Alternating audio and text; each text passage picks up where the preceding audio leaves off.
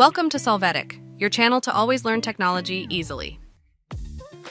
Below in the description, you will find useful links we used in this video.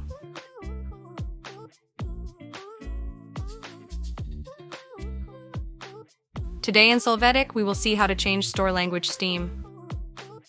You will start by opening Steam. After that, click on your profile and click on Store Preferences.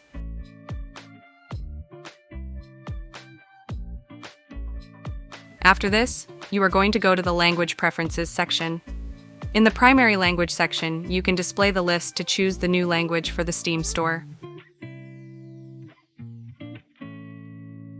At the bottom, click Save. You will now see the new language set in the store.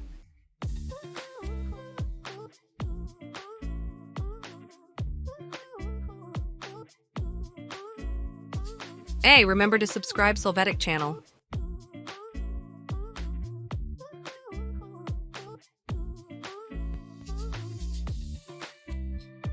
We hope it has been helpful for you. Here are links to watch more videos of your interest and subscribe to the Solvetic channel. Thank you.